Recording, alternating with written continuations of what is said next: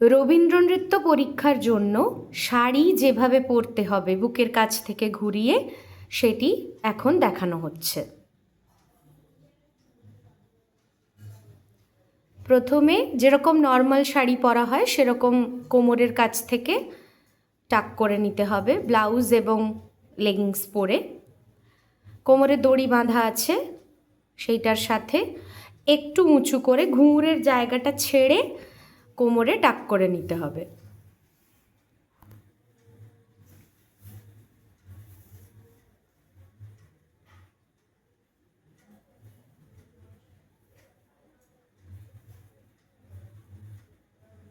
তারপর নর্মাল শাড়ির মতনই আঁচলটাকে ঘুরিয়ে আনতে হবে। এইবার এই বুকের কাছ থেকে ঘুরিয়ে একটু মাপ করে নিতে হবে যে ঠিক এই রকম থাকবে, এতটা মতো ছাড়া থাকবে, এটা একটু মাপ করে দেখে নিতে হবে। বাকি যে অংশটা, এবার সেই অংশটাকে কুচি করে নিতে হবে নর্মাল শাড়ির মতনই।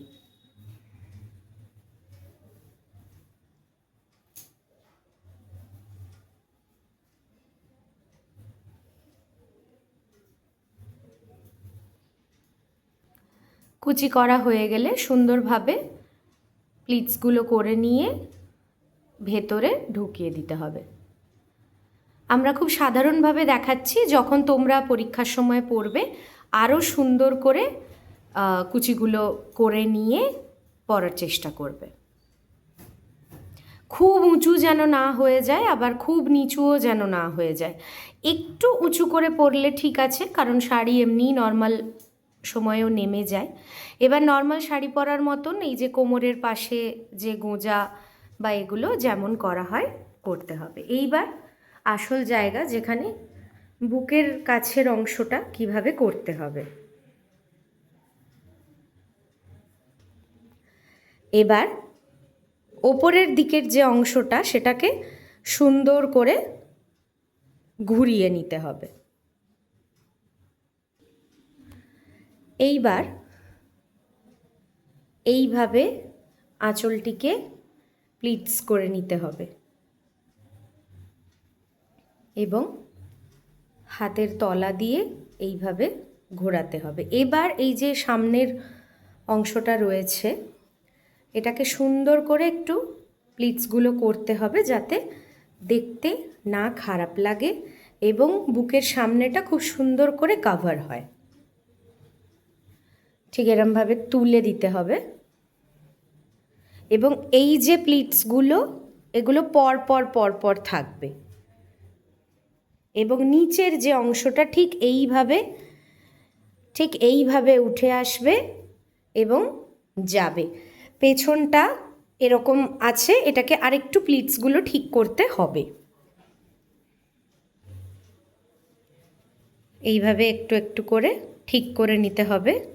পেছনটা যেন খুব উঁচু হয়ে না থাকে, আবার খুব সামনের মতন করেও করা যাবে না। তো ঠিক এইভাবে দুটো পাড়কে এরকম উপরে এবং নিচে রেখে এইভাবে সুন্দর করে পেছনটাকেও কিন্তু রাখতে হবে। খুব বেশি প্লিট করা যাবে না পেছনে, ঠিক এইভাবে কভার করতে হবে পেছনটা। এবার সামনের অংশে এই অংশটা নিচে যাবে,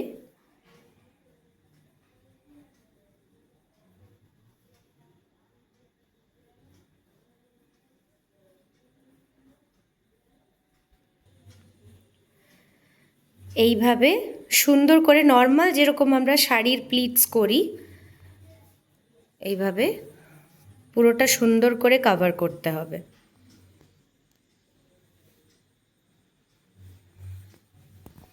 এবার এটাকে ওপর দিয়ে না নিয়ে গিয়ে নিচ দিয়ে নিয়ে যেতে হবে, ঠিক পেছনটাতে যেরকম করা হয়েছিল। এবার এই যে আঁচলের অংশটা এটাকে সুন্দরভাবে এরকম সামনে থেকে নিয়ে এসে, খুব বেশি তোলার দরকার নেই, ঠিক এইভাবে নিয়ে এসে কোমরের এখানটাতে সেফটি পিন দিয়ে আটকে দিতে হবে। বড় সেফটি পিন দিয়ে এইখানটাতে আটকে দিতে হবে। এবার এই যে বুকের অংশটা রয়েছে এইখানটায় 2 থেকে 3টে সেফটি পিন দিয়ে অতি অবশ্যই সিকিওর করবে। সেরকম হলে এখানে 2, এখানে 2 দিয়ে করতে হবে। এখানে কিন্তু খুব সুন্দর করে সেফটি পিনগুলো আটকাতে হবে যাতে কোনোভাবেই আঁচলটা বুকের থেকে নেমে না যায়।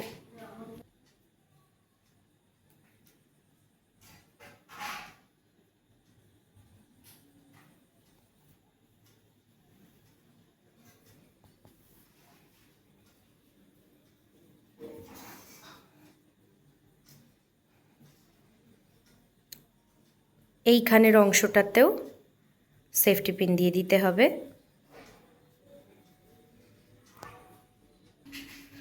এবার এই যে পেছনের অংশটা রয়েছে সেটাকেও কিন্তু ব্লাউজের সাথে সুন্দর করে আটকে দিতে হবে সেফটি পিন দিয়ে। পাড়টাকে তুলে যারা যে শাড়ি পরছো এইভাবে আটকাবে।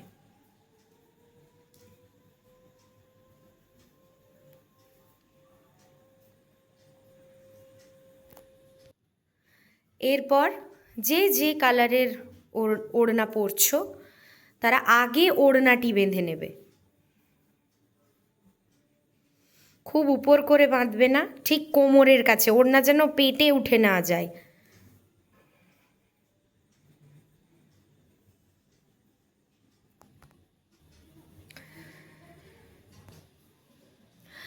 ওড়নাটা পরা হয়ে গেলে এবার এই যে বাটিকের পাট্টাটা রয়েছে এটা ভাঁজ করাই থাকে জেনারেলি। তোমাদেরকে আমি এই বাটিকের পাট্টাটি দেব। সেটাকে এরকম সুন্দর করে সরু করে ভাঁজ করে নিতে হবে। ঠিক এই রকম সরু হবে, খুব বেশি বড় কিন্তু থাকবে না। এবার এই যে পাট্টাটা অর্থাৎ বাটিকের যে পাট্টাটা রয়েছে এটা কিন্তু ডান দিকে পড়তে হবে, ডান দিকে পড়তে হবে এবং দুদিকটা সমান করে দেখে নিতে হবে যে সামনে এবং পেছনটা সমান রয়েছে কিনা। পাট্টাটা পেছনটা একটু বেশি রাখতে হবে। প্রথমে সমান করে দেখে নিলে কিন্তু তারপরে পেছনের অংশটা বেশি রাখতে হবে, কারণ এই যে অংশটা এটা পেছন দিয়ে সামনে ঘুরে যাবে। এবার সেটা কি করে ঘুরবে পরে দেখানো হচ্ছে, কিন্তু সামনে মোটামুটি এই হাঁটু পর্যন্ত পাট্টাটি থাকবে এবং এটাকে অতি অবশ্যই এই রকম সামনে দিয়ে আনতে হবে যেন পাট্টাটা এখানে সরে না যায়। ঠিক এরকম জায়গা দিয়ে নিয়ে যেতে হবে এবং তারপরে কাঁধের ওখানে সেফটি পিন দিতে হবে। এইবার পেছনের যে অংশটা রয়েছে সেটাকেও ঠিক ওরকম সরু প্লিটটাকে বজায় রেখে ঠিক এইভাবে যেরকমটা আছে ঠিক এইভাবেই কিন্তু যাচ্ছে। তারপর এইটিকে সামনে নিয়ে গিয়ে ঠিক এই ওড়নার পাশে এইভাবে আটকে দিতে হবে আবারও সেফটি পিনের সাথে।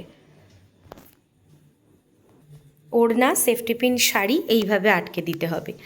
এই যে পাট্টাটা এরা কিন্তু ওড়নার ভেতরে ঢুকবে না এবং এই যে কাঁধে সেফটি পিন দেওয়া হয়েছে এরপরে এইখানটাতেও সেফটি পিন দিতে হবে। এই বুকের অংশটিতেও সেফটি পিন আটকাতে হবে। এইবার এই কোমরের অংশটাতে ওড়নার ওপরে ঠিক এরকম জায়গাতেও আবার সেফটি পিন আটকাতে হবে। বাকি অংশটা ঝুলবে যাতে নাচের সময় এটা দেখা যায়।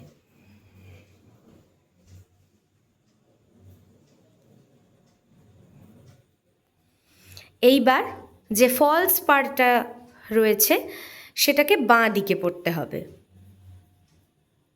আবারও ঠিক একই রকমভাবে এটাকেও সরু করে প্লিট করে নেবে। এরকম তোমাদের ফলস পাড়ে কিন্তু কাজ থাকবে না, কাজবিহীন যে ফলস পাড় সেরকম ফলস পাড় নিতে হবে এবং সেটাকে এরকম সরু করে ভাঁজ করে নিতে হবে। ডবল ভাঁজ করলেই হয়ে যাবে। প্রয়োজন পড়লে তোমরা ফলস পাড়টাকে এইভাবে ভাঁজ করে নিয়ে এরকম ডবল করে ভাঁজ করে নিয়ে এখানটা সেলাইও করে দিতে পারো, তাহলে পরীক্ষার দিন পরাতে সুবিধে হবে। এটাকেও কিন্তু ঠিক একই রকমভাবে এই মাপটা সমান রাখতে হবে। বাটিকের পাটটার সাথে বাঁদিকে যে ফলস পাটটা পরা হচ্ছে সেইটাও কিন্তু সমান মাপের, দুটো যেন একদম সমান মাপের থাকে। এবং পেছনে কিন্তু ঠিক একই রকমভাবে কাঁধের এখানে সেফটি পিন দিতে হবে।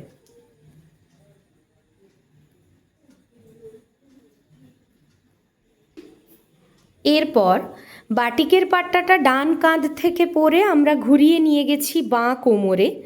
এবার এই যে ফলস পার্ট যেটা থাকবে এইটাকে আমরা বাঁ কাঁধ থেকে ঘুরিয়ে নিয়ে যাব ডান কোমরে। ফলস পাড় জেনারেলি একটু বড় থাকে পাটটার থেকে, তাই সেভাবে একটু দেখে নেবে যেন এপাশে যে বাটিকের পাট্টাটা যতটা মোটামুটি ঝুলছে সেই মতনই যেন ঝোলে। তারপর আবার সেফটি পিন দিয়ে দিতে হবে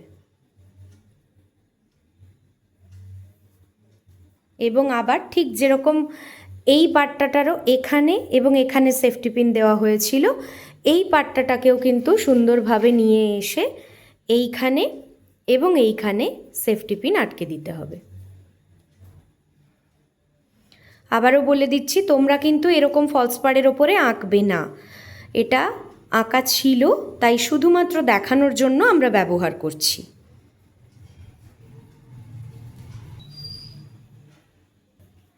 এই হলো কমপ্লিট লুক।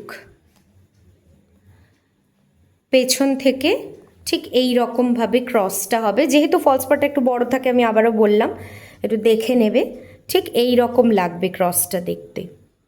একটু দরকার হলে কেটেও নিতে পারো ফলস পাড়টা, আর সামনে থেকে ঠিক এই রকম লাগবে কমপ্লিট লুক। এবং কোনোভাবেই এই পাটটা দুটো ওড়নার ভেতরে ঢোকাবে না, এই অংশগুলো কিন্তু এরকম ছাড়া থাকবে, যেটা নাচের সময় ঘুরলে দেখতে সুন্দর লাগবে।